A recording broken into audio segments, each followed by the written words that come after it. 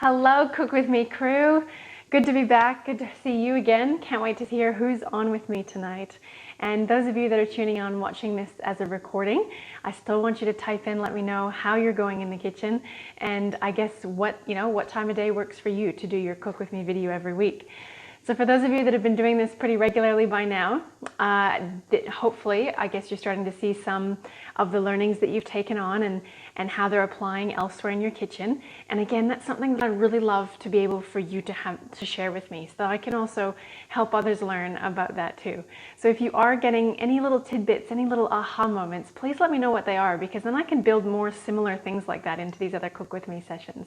So the more interaction you can give me, the more feedback you can give me, the better off we'll all be, and the more I can customize these Cook With Me recipes. So tonight's recipe in particular has been a customization. Now this one has been a special request from a very dear friend who's been doing Cook With Me, become a friend through Cook With Me. And I lovingly call you all my crew that are doing these regular recipes in your kitchen, and hopefully then putting into practice what you're actually learning away from these recipes into the rest of your kitchen time. So as you're logging in, just give me a little hello, a little hurrah. I know we missed some of you last week because it was a very special Valentine's Day, and I totally understand. And maybe you can make up for the wonderful chocolate peanut butter pie that we did on Valentine's Day. Tonight we're doing taco mince and a salad, obviously, with that. And this is one of my favorite types of cuisines. Why? Basically because Mexican is one of these cultural, I guess, foods that lends itself so well to being hearty, delicious, versatile, and also it caters really well to a dairy-free diet, as well as if you want to go meat-free. So this is something that I guess was so much one of my favorites growing up. I ended up doing this as my wedding meal. So we did like a whole Mexican theme for the wedding meal, and it was just this huge spread of a whole bunch of different colors and tastes and textures and you name it. It was very exciting. And so yeah, I want to share a little piece of that with you tonight. We're going to be doing taco mince. Now I put that in quotation marks because we're not going to be using meat in this recipe. However, if you want to be having meat for your household and in your home, then you can still add that into this recipe, and it's actually going to make it go a lot further, and it's going to help add a whole bunch of really good quality fiber and other nutrients and just a whole bunch of other benefit to a regular old kind of taco mince. All right, so definitely if you are going to be having meat, make this regular recipe the same size quantities, but then also add in, I guess your normal amount or a little bit less of the meat, and then your recipe is going to go even further. So definitely you have options whether you want to include that or not. What I would like to say though is if you do usually have meat in your mince, I would love it if you could try it without just at least once, just to see how it goes. Simply because there's so much flavor that we can build within this, and it'll start to help your skill level if you can understand how to build the flavor without the fattiness from the meat, it's a lot easier to get away with creating flavor when we have that fat from the meat component. So definitely would love you to try this recipe in and of itself. The other thing we're going to cover tonight is making your own taco seasoning, sometimes called Cajun spice or Cajun seasoning. And so we're going to be making use of all these beautiful spices. And I just want to show you how to make your own, because I promise you in every single pantry that I go and see on a regular basis during the week, which is part of my regular day job, is going in and actually sitting down one-on-one with people just like you to help them learn how to make a bigger transformation than what I can achieve just through Cook With Me. So what I see in every single pantry are these taco seasoning packets, the good old yellow packet. They've done a very good job at holding that market. And unfortunately, they're not as horrible as a lot of things, but I just see them everywhere, and I'd love to give you an alternative that's not only a whole bunch more nutritious for your beautiful body, but also not full of the first three ingredients, usually being dodgy salt, sugar, and filler, which is normally a flour of some kind. So the spices really come secondary to that, and I think that it doesn't have to be that way. So I want to show you how to make your own taco seasoning. And the reason why I've given you kind of a double batch of this taco seasoning is so that you then can be able to put some away in a spare spice jar for later, for another recipe, for sprinkling on, a breakfast scramble or whatever tickles your fancy that you want to kind of flavor up Cajun style. Okay, so this is one of the other efficiency techniques I do a lot of work with. So this is going to produce a double batch of what we actually need in this specific recipe to pull off. So then even if you want to make this again in a couple weeks time, you'll already have your spices made up. Now, this recipe does make a fair bit of taco mince. The reason for that, again, is because I'd love for you to be able to put some aside for either tomorrow's lunch or for the freezer for another day. And this could be the difference maybe between, you know, a busy Friday night, you actually getting to defrost your taco mince and make a beautiful platter of nachos or tacos or fajitas or something like that, versus then having to feel like you need to order takeaway because nothing's really ready. So yeah, there's going to be a little bit extra here. Okay. Who is on tonight? Hello, Catherine. Thank you. And you are actually cooking tonight, Catherine. Excellent. Well, I better stop talking and we better get you guys going on there. All right, so I first wanted to introduce you to the lentil options that you have. Now, hopefully you've already chosen one and you've already got that soaking, but for future recipes, these are kind of some of the lentil options. Now, there are more than this, but these are the ones I generally stock in my pantry at all times. So we have our green lentils, which are the biggest ones that are gonna hold most of the texture and I guess be the most, not chewy, but it's gonna still provide texture. Then we have the French lentils, which are sometimes called Dupree lentils, and they're kind of known as either a blue-green lentil or sometimes just a blue lentil. And then we have the red lentils, which are your kind of finest lentil, and these ones are going to produce the softest texture out of pretty much anything that you make. So even if you're doing like lentil dals or curries and things like that with lentils instead of a traditional dal, you can use any of these as well, and just know that this will give you the least amount of texture, kind of the smoothest texture, and this will give you the most.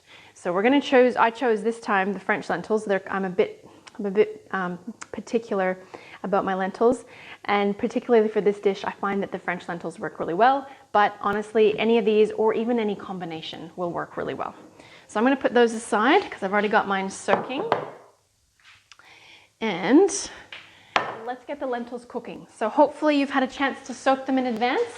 Okay, so this is what I've just had them just in the pot that I'm going to be cooking them in. So these haven't been cooking. There's been no heat on these. But I just do it in the pot that I'm going to be using anyways so that I'm not doing as many dishes. Okay, so they've actually grown quite a bit and they've lost their green or their blue tinge. So now they're pretty much just a green lentil. I guess you could say that's maybe come into the water or who knows what. But what we're going to do is just strain away that soaking water, because that soaking water now has a lot of the phytic acid and things that we want to kind of just reduce the content of. Not that phytic acid is a horrible thing, it's just we want to have a little bit less of it.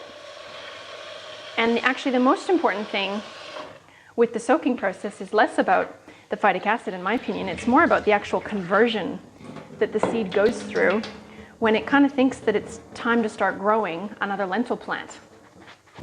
And that's a pretty cool thing. So it actually converts itself in preparation for becoming a baby sprout. So it changes itself on a chemical level so that it can nourish the baby sprout rather than be in a state of dormancy and kind of indigestibility. Okay, so that's kind of the coolest thing about soaking them, which then obviously makes it a lot easier for you to digest.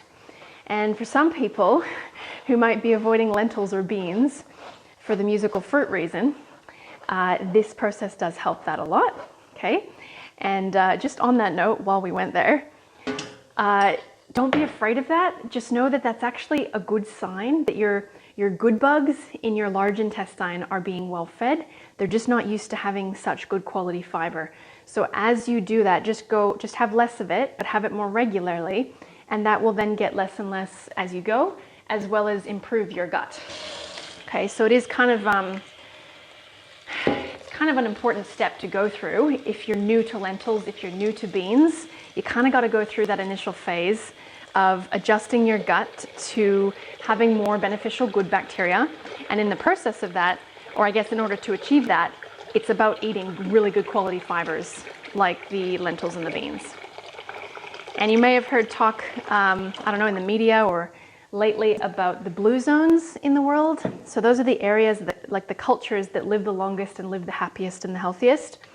And the core common, I guess, trait among all of those cultures is the amount of beans, in particular, beans and lentils, legumes, that they consume. So they're getting a really good high quality, high fiber diet. Okay, so now you might be wondering, how much water did I put in with the lentils? This is now fresh water. I don't measure it. I just go a little bit above the lentils, basically because it's pretty hard to overcook lentils. We're just gonna let them cook till they're soft, maybe about 20 minutes from having been soaked. And then we're gonna drain off the excess water. So it doesn't so much matter, you just wanna make sure they're not gonna boil dry essentially. So I'm just gonna put them on the boil, and then we are gonna come straight back and start cutting up everything for our mixture that we're going to make. So let's just get that onto high, okay? And as soon as that boils, we'll just let it simmer away on a slightly lower temperature until it's done. But lentils are very forgiving. You can completely walk away, forget about them, and they'll still be fine. So it's very nice, much easier than cooking rice, that's for sure. Okay, step number 2, we need to get the eggplant prepared. Now this is a beautiful, fat, organic eggplant. This looks amazing. It's nice and firm. Okay, so when you pick your eggplant, you don't want it to be squishy, but at the same time, I mean, there's a bit of yield in it, but this is a nice, beautiful, I guess, firm eggplant, which is what we're after. So I just try to take as little off the top as I can. Even if I cut into the leaves a bit, they'll just fall away. Then we get less waste. Got to get my scrap bucket set up again in the sink so it's less mucking around when we're done. And then look, if you've never used eggplant before, I'm really hoping you actually did go and get it and you're going to be using it tonight, because it's hopefully, once you know how to use it, it's one of my favorite foods. Okay, and it's quite versatile. It's quite a neutral taste, and depending on how you cook it, you can get all different sorts of mouthfeel, if you will. My favorite is usually oven grilled, or in this case, we're kind of using it to provide a little bit more of that, not so much meaty, but that kind of texture of, I guess it's meaty, not in the sense of the animal product, but meaty in the sense of it's satiating and it's filling. Okay, so I just cut those into slices. They're about a centimeter thick or so, and I just want to get them well salted. Okay, so if you have a salt shaker, you can go nuts with that. Actually, that might be easier than sprinkling it on. Let's do that. Grab a salt shaker. Okay, so you can be really generous with the salt here. We're going to be dabbing it off with a paper towel once this has had a chance to get all the moisture out. So really kind of get a zoom in and see how dry it is to begin with, because as we do this, we're actually going to watch how the moisture is going to bead out. So I don't know if that's going to show you, maybe that's a bit easier angle. So see how dry it is? Okay, and then just watch that in about 10-15 minutes. I'll show you another close-up, and you'll see how much moisture has come out as a result of this salting process. Okay, and this process, you know, it's not 100% necessary, but the couple of times where I've skipped that step, I have gotten unlucky and I've gotten a bitter eggplant. So they do say that this is the way we can get rid of that bitterness potential in an eggplant. So we're just going to let that sit, and we're going to let that moisture come out with the salt. We're going to dab that off with a paper towel once it's done. So it takes about 10 minutes or so. While that's happening, let's get the rest of our veggies cut up so that we can begin the mixture. Now I'm going to kind of cheat a little bit, and I'm going to use the food processor to do all the chopping for me. Okay, and if you've got a food processor handy, maybe by now you've learned on Cook With Me that you keep your food processor on the bench at all times so that it's always ready for you in times like this. Okay, so I'm just cutting it big enough such that I can get it to be an even texture when I put it through the food processor. So just roughly chunks like that. Okay, I'm going to do the same with the onion, and I'm going to use 2 of these onions just because they're not super huge. So again, depends on how much you love onion. I'd probably recommend going the equivalent of about 2 of these in this recipe, because it's going to make a fair bit. And the onion does provide a nice flavor to this mince. Kind of exactly kind of, I guess, how you'd start building a meat mince as well, with your onion and or your garlic. Okay.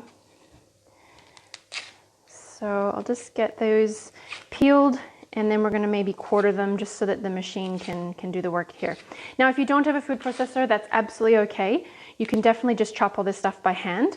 The only thing I'll say with that is the size that you cut it is roughly the size that it's going to end up in. So it's not going to, they're not going to shrink down or get too much more, I guess, mushy in this dish, unless you choose to blend it a little bit at the end. So you probably want to make sure that you're getting kind of small enough pieces as you chop it. Okay, and just because when you bite into this, you don't necessarily want to know that you're biting into a whole piece of zucchini. You want to feel like you're biting into taco mince. So we want the pieces to all sort of, I guess, be at the same sort of size, and they all kind of blend into each other. Got a really stubborn onion here. There we go. Okay. So we'll take the skin off that one and we'll quarter them. How's everyone going with their kitchen setup for these recipes? So those of you that are kind of veterans now, do you feel that you're already starting to get more organized in the kitchen, and maybe you've got your sink of hot soapy water and your scrap bucket there kind of ready to go, just as a normal means of doing some food prep in the kitchen now? If not, it's a good idea, and I would highly recommend you get that happening. Okay. So I'm not gonna overfill the food processor just because I don't want things to go mush. So I'm just gonna start with onions because I want to get them out of my eyes. And before I go ahead and blend that one, I just want to make sure we've got everything else ready. So if you're going to be using mushrooms tonight, we want to give them a little rinse. Okay, even organic mushrooms, guys, people ask me all the time, why do you wash your mushrooms? Come have a look at this. Okay, so even organic mushrooms, even if they look perfect and they look like button mushrooms, they're still grown in dirt. And some people would still say they're still grown in SHIT, dirt, because it's compost and it's very raw mushroom compost. So I'm not so much concerned about the fact that they're organic or not organic. It's more just, we just don't need to eat extra dirt, basically. We get enough, believe it or not, without even knowing it. So I'm just going to give them a good little rinse here. The more water-saving technique would be to do this in a bowl, so we're not wasting that water. All right, and they don't need to be scrubbed. I'm not even going to peel them. I'm just going to make sure there's not little chunks of dirt left over. And even just a reduction is good. These are some beautiful Swiss brown mushrooms, actually. And, you know, even if you're not a mushroom fan, I would probably still recommend putting a couple in, simply because we're not putting enough in to actually taste mushroom. You're not going to be able to detect mushroom unless you're hyper texture sensitive. But if you're very texture sensitive, then you just blend them up a lot finer and you will not be able to tell. But they actually bring quite a natural glutamate sort of flavor to the dish. Okay, which is, when I say natural glutamates, I mean not like a monosodium glutamate, an MSG. There's actually natural levels of the amino acid glutamate in mushrooms. So it does provide a good sense of flavor. Okay, and then we're gonna need about 3 cloves of garlic. Now, if they're really tiny, use your judgment. We're gonna be cooking it, so it's not gonna be overwhelmingly powerful. So if you love garlic, you can go a couple more than that, definitely. And remember the trick with garlic? We top and tail, and then we crush. So top, tail, crush, and it's gonna make it heaps easier to peel. It should just fall off. So we're gonna top, tail, just as much as we need, no more. Crush, and then peel. And they should just fall apart on us. Excellent. Okay, and you know, I've heard around, I've never actually seen a specific scientific study on this, but I've heard from a nutritionist that you need to actually crush the garlic in order to activate some of the beneficial compounds in it. So, don't know if that one's true or not, but I think it's easier to peel it anyways, so we might as well crush it. Maybe we're getting extra benefit. How's everyone going? Catherine, how are you caught up to us? Hello, Robin. Hello, Shirley. Welcome. Thank you guys for being on. Very cool. All right. And guys, this is your opportunity. Type in your questions, especially if you feel like you might think it's a silly question. I promise you, somebody else will be really grateful that you asked it. So do definitely take this opportunity to ask any questions as you go. Chances are I'm just flying along, chatting away, and there's probably something I haven't actually explained that I'm doing. So please do ask questions as we go. All right, let's get rid of all that garlic peel. Okay, now because the garlic is so small, I'm going to chop that in with anything. The zucchini, the onions, whichever you want to do. I'll leave that with the zucchini maybe. Okay. So check on your lentils. If they've started boiling, we want to check them to make sure that we're not going to get the froth kind of overflowing. So now that I've reached a boil pretty much on that one, I'm just going to turn that right down. Well, not right down, probably about half, so about medium heat. We're just going to leave that simmer on, and I've just turned the lid a little bit so that we just let a little bit of the extra steam out, and hopefully we won't get any of that froth boiling over, but that's perfectly okay. All right, let's chop everything up. As a matter of fact, look at this, it's already got the moisture coming out of that eggplant. So see what I mean? See how much liquid has drawn itself out right around that salt? So see the beads of moisture? That's what we're looking for. So now at this point, if yours is already done and looking like that, then we can grab a couple pieces of paper towel. Probably only need maybe one, maybe two. One would probably be heaps. See what I mean by the froth boiling over? So if it happens to just get too hot too fast, we can just take that right off. Okay, so I'm just dabbing off that moisture. We only need to do one side. I get that question a lot too. Do we need to do both sides? But one seems to be enough for getting rid of that bitterness. There we go. Okay, we're also going to put the eggplant through the food processor as well. And for those of you that are chopping by hand, like I said, absolutely all good. We just want to make sure you get small enough pieces. Those of you that are maybe considering getting a food processor, if you don't already have one, I would highly recommend it. Honestly, it will save you so much stress and time in the kitchen. Okay, we can talk specifically about which one if you'd like. But basically, if you're chopping things by hand, I just want to show you roughly how big we want to get these. So I'm just going to do some fairly thin strips like that. Okay, and then we can sort of restack them. And we just want fairly small pieces. So these are going to shrink down just a little bit. Okay, so we want that or smaller, basically, is what you're going to be after. Okay, so we want kind of pretty fine so that you get the right texture for a taco mince. Okay, so I'm just roughly going to chop these up because I'm going to put them through the food processor. So I just want slightly smaller pieces. And now with our pile of ready veg, we can go over to the food processor and get this happening.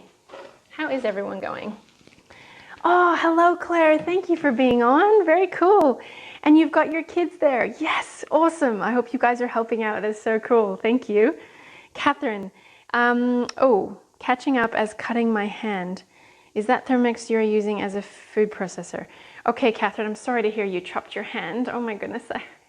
Oh, chopping by hand. That's what you mean. Got it. Okay. Good old typos. Good. Okay, so yes, you have time.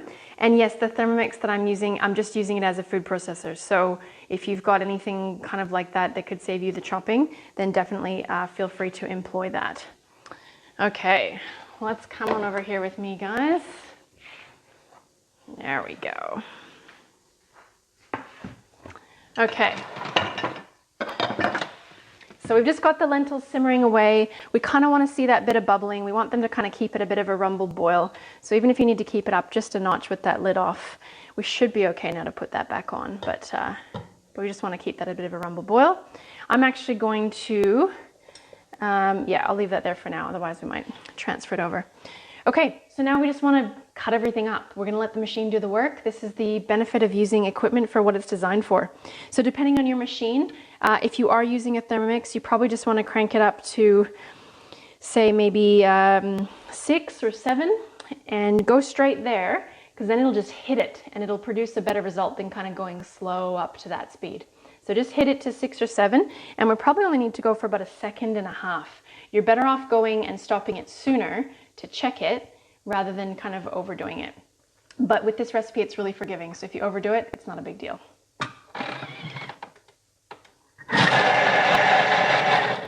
Okay, so that didn't quite tick up to 2 seconds. So it's about 1.5 seconds. Let's see what we've got. Okay, so we don't quite have a super even chop. Okay, I might be tempted to put that on a little bit more. Unless you're happy with a little bit of extra texture in your taco mince. So knowing that onions are going to soften up a bit, I think I'm going to call that good. But in future, we probably want that just a fraction smaller. Okay, so you could go just a hair longer. Now let's get the cooking happening. So I'm actually going to transfer burners over here so I can show you what's what. Okay. Okay, and we're not going to be going up to frying pan temperature at all, so I'm going to be using olive oil. Okay, so we're not frying anything. We just want to get this started. So I'm just going to put a good generous little bloop of olive oil in there, and let's get those onions in straight away. Just because that burner was hot, I'm going to let them start sizzling. Okay. Not a super particular order that we have to do these veggies in, but it's always nice if we can get the onions in first to a dish, because if they tend to go in with all the other food before they have a chance to kind of fry off and soften down, they can go a little bit bitter in a dish. So it is good to generally do the onions first. However, you do not have to do the garlic first. The garlic can come later. It's actually going to save you money by putting in the garlic later, because it won't get rid of all of its garlickiness that you're after if you put it in last. Okay, garlic is kind of sensitive to long cooking terms. Okay, so that was our onion. Let's do the garlic and the zucchini, just because it's next in line. And we could chuck in a couple pieces of eggplant while we're there. But again, I'm only going about a third full with the food processor now, kind of pretty much regardless of what machine you're using. You probably don't want to put it more than about a third full, just to get the right texture. So I'm going to blitz that up, same thing, about 7. Okay, and that just ticked over. Well, I guess it already had a second on it, so it's about a second and a half again. This is nice and quick. Okay, so that's a better texture. That's exactly what we're after. So you can kind of imagine if you had to sort of do that by hand, it would take a little bit. Totally doable, and I have done it many times with this recipe. But this is why I try to give you bigger batches on these recipes, is so that you're kind of more rewarded to use the equipment for what it's worth, and then you get an extra batch out of it. That's the goal. All right, let's add that to the mix.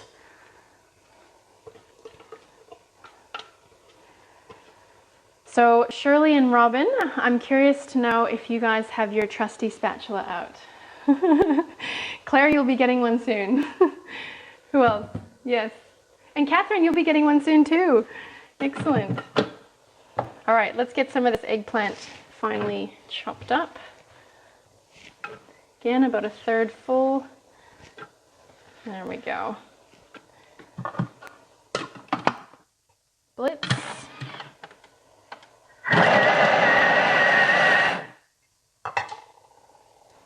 So you can imagine how much time it saves you if you can use the right tool for the job.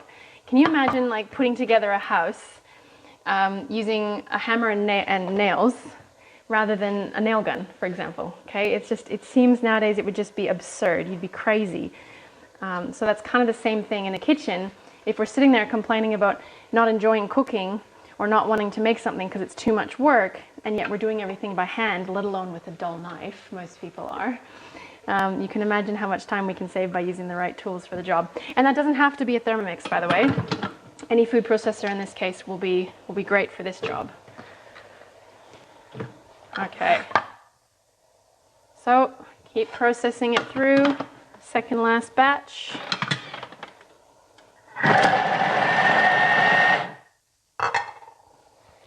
And you can see that this is going to create a big batch. However, it is going to reduce a fair bit. Okay, so just know that there's a lot of water weight in zucchini and eggplant, and especially in mushrooms. So it is going to reduce quite a bit as we cook it down.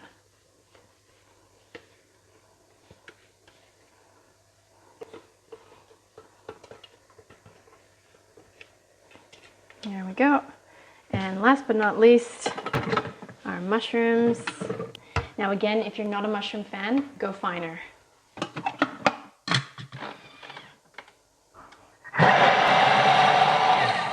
They're going to go fast because they're so soft. So we almost have mushroom mush, but that's okay in this recipe. We're creating a taco mince. We kind of want that little bit of thickening effect that's going to happen from some of the finer cuts on these veggies. And at the end of the day, if you want to, you can further mush it if that's your texture preference, by using a bit of an immersion blender at the end, or even just a potato masher at the end. That's an option as well. Okay, think of all the nutrition you're going to be adding to your world of taco night. If you could get the family used to this version, or even a half this version, okay, you can just imagine how much more your body's going to enjoy it, and how much, I don't want to say guilt in food, but I realize that some people do experience that.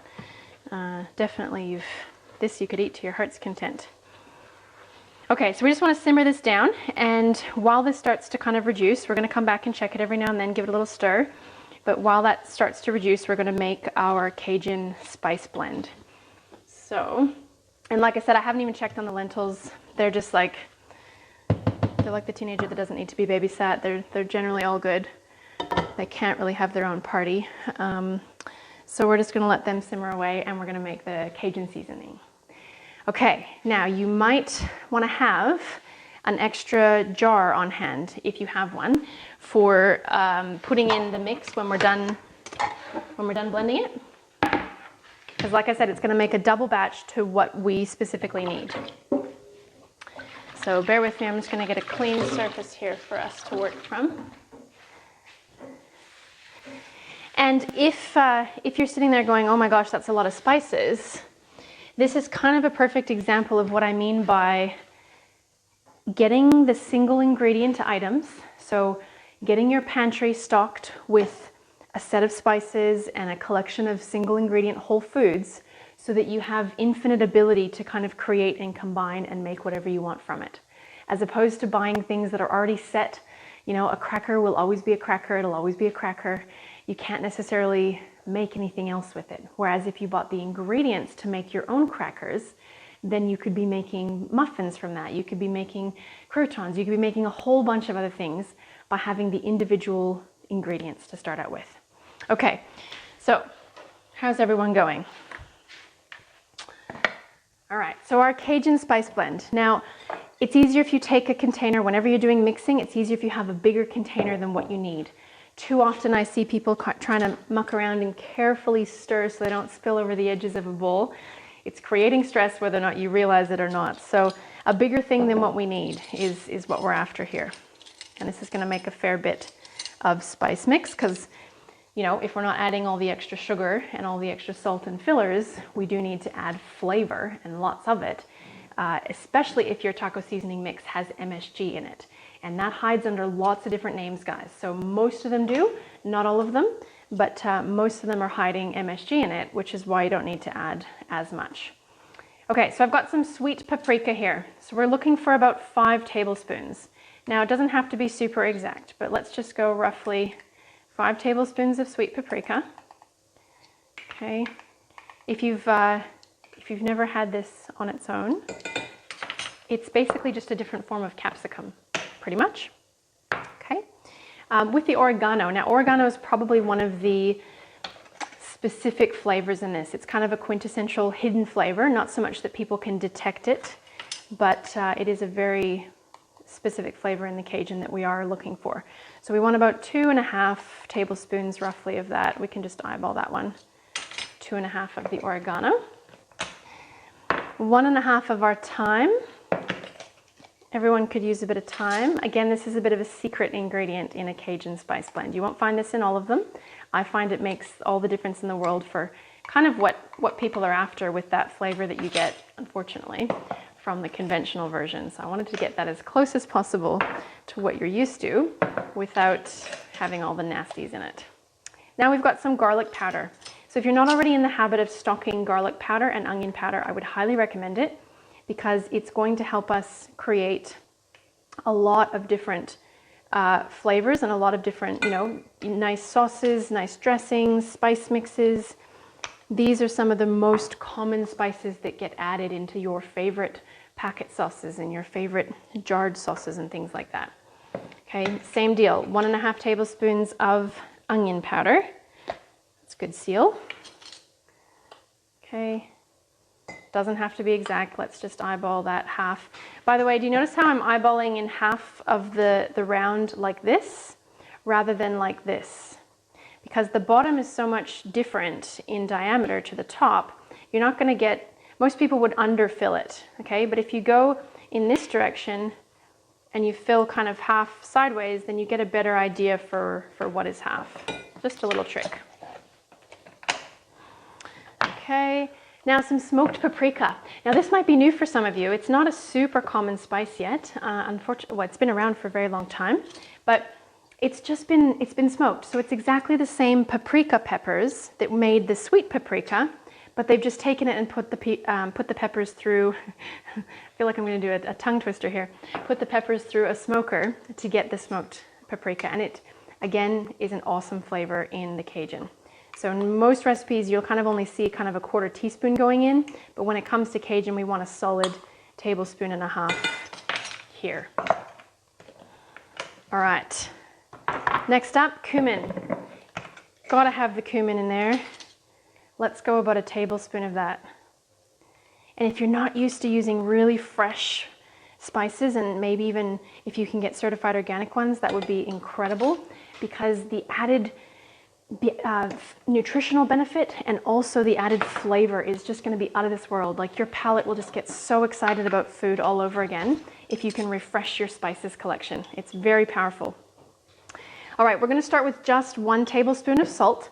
Now I say just because in a traditional mix there'd be a lot more than this, but I want you to have more control over whether a dish needs flavor or whether it needs saltiness.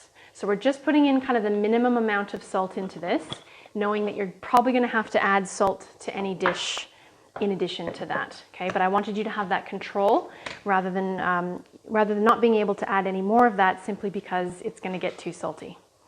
All right, little pause before the last 2 ingredients. I'm going to give that mixture just a little stir, just so we don't get any scorching on the bottom. Nothing too interesting to see here. I'm just going to let that, just stir that down a bit. Starting to blend nicely. And then last but not least, we need a bit of chili powder. Now there's a little bit of confusion around chili powder. Traditionally, chili powder should be hot, but not too hot. So I think it's different in Australia. In Australia, it's going to mean generally something really, really spicy. So if you can order kind of chili powder maybe from North America, or you can ask kind of and taste it in the shops, it should be spicy, but not overbearingly. And that is actually the flavor that you're going to be picking up on in a Cajun or in a taco seasoning. So depending on how hot it is, definitely have a try before you do it. But I'm going to use a teaspoon of this chili powder. If I was able to get the kind of the traditional, I guess you could say in North America, last time I went back and went into a spice shop, they had like 8 different kinds of chilies that you can choose from, and not just different levels of heat, different flavors altogether. So, go based on what chili powder you've been able to find for that one. And I've called for white pepper or ground pepper, but just know that white pepper is significantly hotter, especially in its ground form, than a more granular black pepper. So I'm just going to use about 1/2 teaspoon of this, unless you like it really hot. I'm actually going to use a little bit less because I've got some people that like it not too spicy.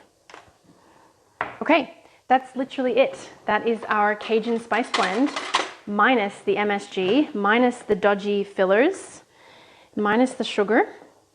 Now, if you find that when you go to make this dish that it just doesn't quite taste how you're used to, and you feel like the kids might kind of disagree with you calling this taco mince, you can either change the name and call it something else, or you could add a little bit of sugar, knowing that this is generally how those companies get away with it.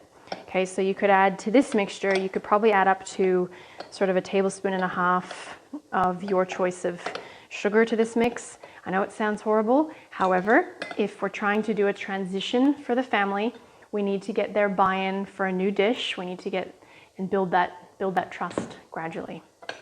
Okay, how is everyone going? Okay, Robin. Whoops, I put 5 tablespoons of smoked paprika instead of just paprika. Is that okay? You're just going to end up with a smoky Cajun variety. So it should still be fine. If you have it, it's hard to taste it while it's raw, but maybe if once your mix cooks down a little bit, Robin, before you add it to the whole batch, just take a little bit aside in a little bowl and just test your mixture in that.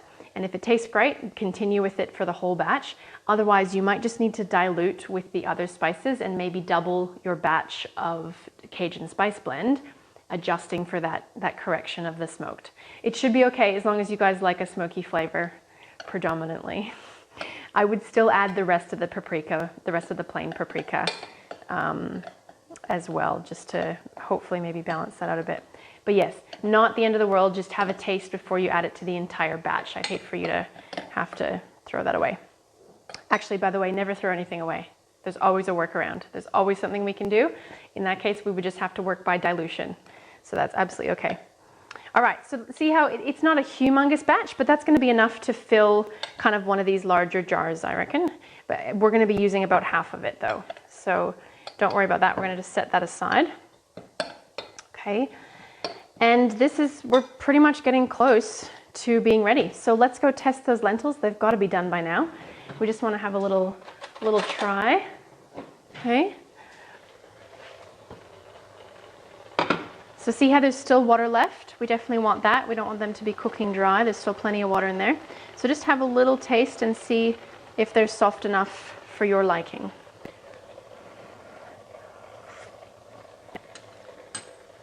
Yeah, those have cooked plenty. Especially if you've pre-soaked them, they don't take long at all. They take maybe about 20 minutes, if that. Okay, and this mixture is starting to cook down beautifully as well. Okay, so we're just it kind of looks like mince, but it's not so much the intention, it's more the flavor I'm after for the Cajun feel. So now we could probably add those lentils into it, but we have to drain them first, okay? So let's bring them over, get them drained. I'll make sure I turn that off.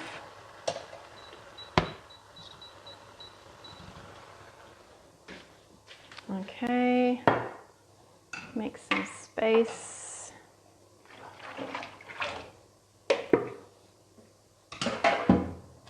There we go. Let's drain those lentils.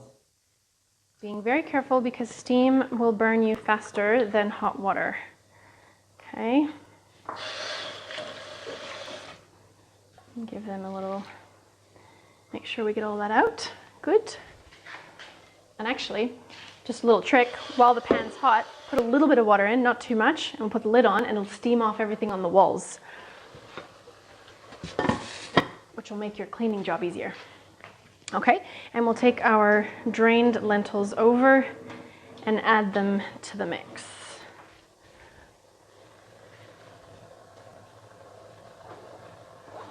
So hopefully you used a big enough pot. I think I forgot to restate that at the beginning, to use a big pot for this, or a really deep, big frying pan is another option that you have. All right, let's stir that through. And now pretty much straight away, we can add the spices and the seasoning.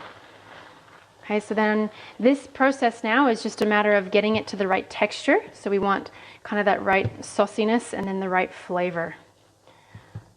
So depending on your flavor preference, will determine, I guess, how much Cajun spice you want to be using. Okay, and we're also going to need some refried beans. Now, I'm not going to use refried beans because I just had black beans in the pantry. So I'm just going to give them a little rinse and I'm going to mash them down.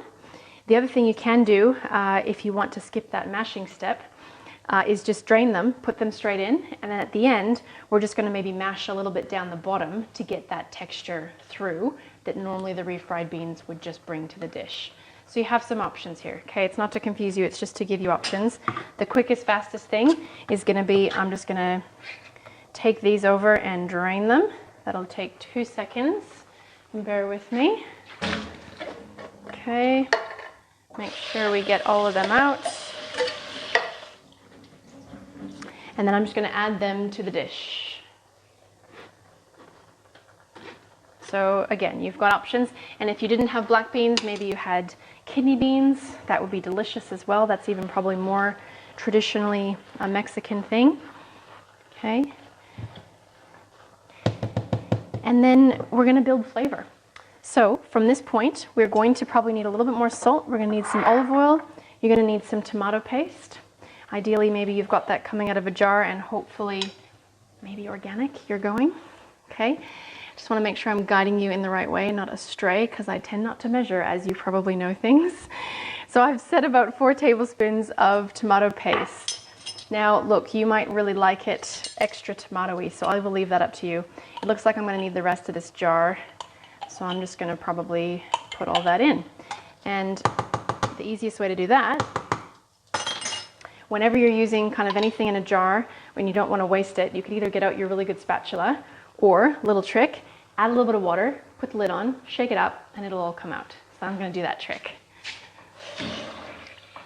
And you really only need about a teaspoon of water, even 2 teaspoons will be plenty, and it won't be enough liquid to ruin our dish. So that's how we want to get all of that out. If you have to do it again, you absolutely can. I'm just going to skip for the sake of time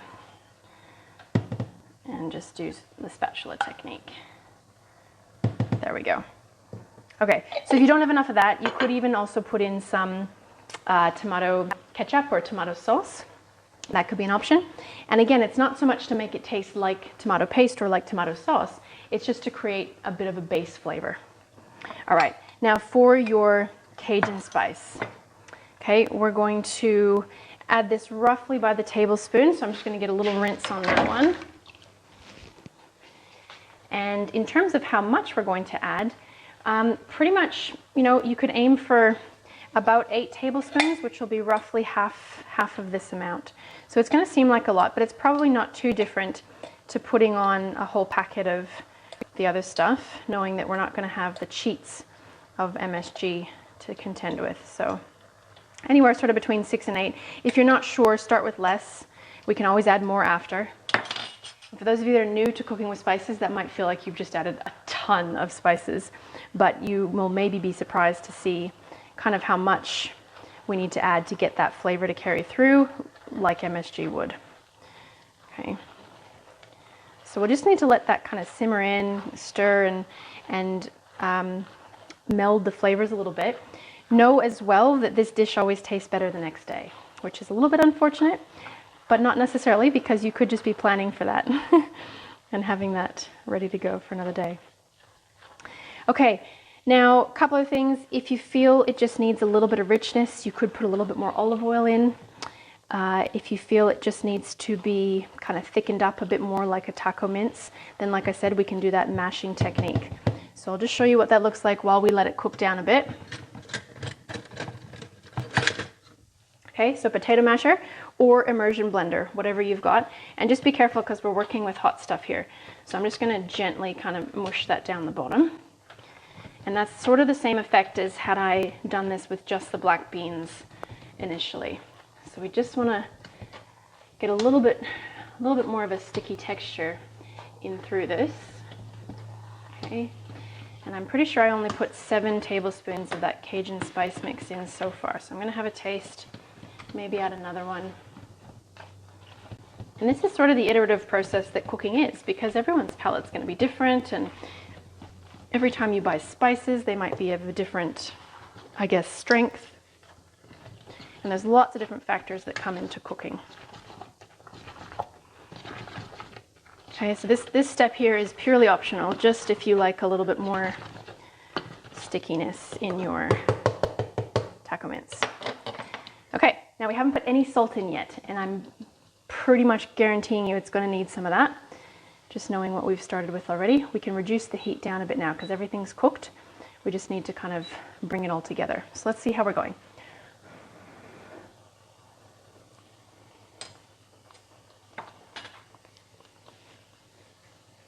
Okay, so the salt is going to bring this together really, really well. I'm also going to add that last tablespoon. Funny enough, probably should have followed my recipe. Last tablespoon of Cajun spice, maybe a little bit more. Little dash of olive oil. Okay. Fat carries flavor, not absolutely critical, but especially if it's your first time, getting someone used to the recipe. And now salt. So how much salt to add? Well, go by taste, and keep in mind that when you were used to adding the packet mix, you may have been adding the equivalent of, say, 4 teaspoons of dodgy salt. Now, when I say dodgy salt, I mean table salt or iodized table salt, and those are so much stronger than a Himalayan salt or a Celtic salt. So given that we're making such a big batch here, I'm going to start with 2 teaspoons, and I'm going to stir that through and have a little taste and see how we go. Kind of correct and measure.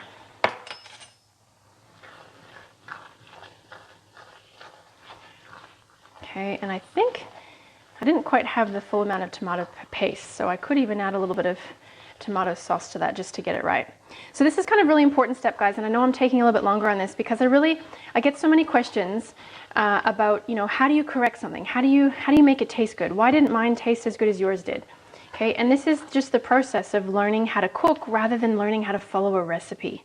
So that's why I want to do these videos with you guys, because every time you go to make this batch, there's so many things that can change. And there's so many, we want that. Like, we want the variability in fresh produce.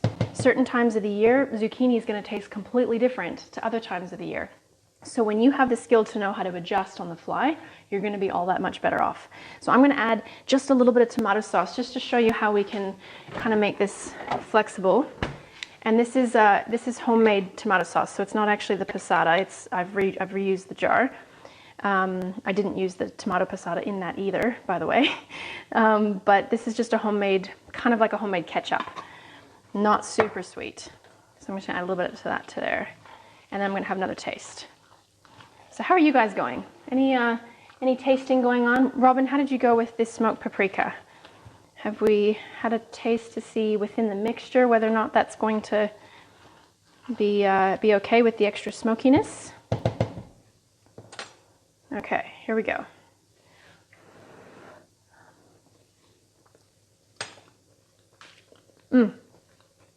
Night and day. Much better, okay? So that extra bit of spices, 2 little teaspoons of salt. To me, that's pretty reminiscent of my childhood taco beef nacho night with the family.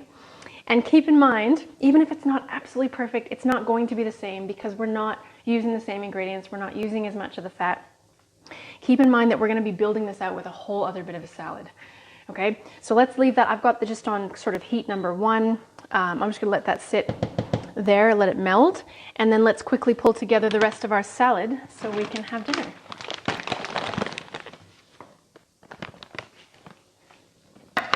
Because a taco salad for me is different every time.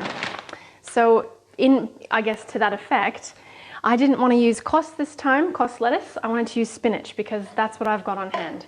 So I'm making a spinach taco salad. So I'm going to give that a little rinse, a little wash. Whole bunch of beautiful organic spinach from beautiful fresh box. Okay, and check how much water is going to come out of this thing. So that bowl is empty. Let's give it a spin.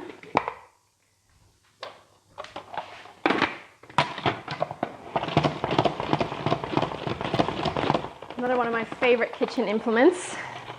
And while that spins out, let's wash these cucumbers. Look at these baby cucumbers. Aren't they cute? And they're so crispy because of it too. That reminds me of being a kid making pickles at home in the summer for winter. My parents loved making pickles. So these little baby cucumbers, I don't even want to break them apart too much. I'm just going to cut them into 4 lengthways and 1 on an angle. 4 lengthways, 1 on an angle, just for something a little bit different. And then we've got our cucumbers for our salad. Okay, what about some tomato? Now you might have turned your tomato into salsa. That's excellent. I'm just gonna give these a couple of wedges. Okay, and then again. Now, the coolest thing about taco salad is it's different every time I make it. Like I was saying before, whatever's in your fridge doesn't have to be particular cuisine or a particular, I guess, way of doing things. Yes, I know your family might have preferences, but the best thing you'll do for yourself long term, especially if you're the main cook of the house, is to get the family used to never expecting exactly the same meal twice. So even though you're having taco salad, something will be different. And that habit, I promise you, is going to save you so many hours of trying to cater, especially when you're missing just one ingredient and then you know that they won't eat it if you don't have that one ingredient, so you're running to the shops. It's kind of a not fulfilling prophecy. It's the opposite. Okay. And then I found some olives that didn't have any colors added to them, which was kind of cool. Hopefully I can take their word for it. So, because I love my black olives. So we'll use those. And some avocado. Now that, I think, that for me personally is a must in a taco salad. I don't know about you guys, but the avocado is where it's at. Okay, so I'll have to worry about getting those out after. Let's do an avocado.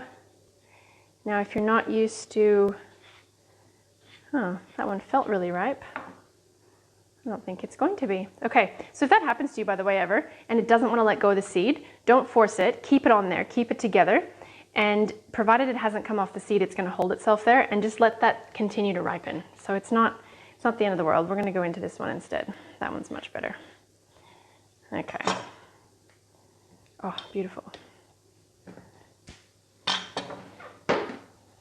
Okay, so again, back of the knife, not the sharp butt, but the back of the knife, so we don't cut through to our hand. I'm just going to do some slices. Could have maybe had another day, this avocado. It's all right, it won't go mushy in our salad this way. Oh, Claire, okay, so you just tasted the lentil mixture, did you? That's awesome. Can't wait for dinner tomorrow night. Okay, yes, because it's going to be better tomorrow night, and I know we're pretty late for dinner tonight, so I'm sure you've already got the family fed. Good stuff, it will taste better then. All right, let's plate up. So the cool thing is when you put the effort into something like that dish with the vegetables and the lentils, and when I say effort, I mean flavor and that real punch and that real richness, then the rest of the meal comes together so quickly. You don't even necessarily need to worry about other sauces, but definitely if you have, if you have a salsa on hand, or if you've quickly done up a fresh salsa, I might do a cashew cream after this, we'll see. I'm going to save that for another bonus recipe I've got in mind on Cook With Me. Let's make room in the middle for our pile of lentils, and we'll just do a little bit of decorating around the edges. Okay, and this salad, guys, really kind of epitomizes the concept that I like working with people on. The idea of flipping the meal upside down, okay? And this is a really important concept, especially if you're trying to either just reduce the amount of meat in your diet, or you're trying to just have one maybe vegetarian meal a week, or even if you're just trying to reduce your food bill to make the meat go further, then flipping your meal upside down is going to be kind of your best friend. And what that means is that we want to build the dish around the vegetables kind of first and foremost, and make the meat component kind of the little bit on top rather than the other way around. So I never start, even if you were having meat, I wouldn't start building your plate based on that meat going down first. Make it come last so that it can be in lesser quantity and a little bit more of, in lesser quantity basically, focusing on the vegetables, making them taste amazing. So on that note, maybe you find whenever it's taco night, the kids only eat the nachos and they don't want to eat any of the veg. So when you're building their plate, or when they're building their plate, maybe they come last just as a bit of a side. And worst case scenario, they go back for a couple extras, but the main bit of the dish is going to be the rest of the veggies first. All right, so let's get ourselves a spoon. And I forgot to show you how much water came out of that spinach. I just find it interesting. Can you see that? There's probably a good quarter of a cup there of water that came out of that, which is why I love my salad spinner. Otherwise, that's going to water down your salad. Okay, so we take our lentil dish. Let's have that in the middle. It'll be nice if it kind of gets to wilt the little bit of spinach around it. And there we have our taco mince and taco salad. Again, if you wanted to be decorated with salsa, maybe a bit of cashew sour cream, maybe you've got different veggies or capsicum, and that's about all it needs. Maybe a little squish of pepper. If you had some macadamia parmesan cheese in your fridge, which I'm going to show you how to do soon, then you could sprinkle that on top as well. But there you have it, guys. Thank you for your patience tonight. I'm so happy I got to finally show you how to make your own Cajun spice mix, so you don't have to have that other stuff in the pantry. And happy meal, happy dinner. Thanks, guys. We'll see you next time on Cook With Me Live.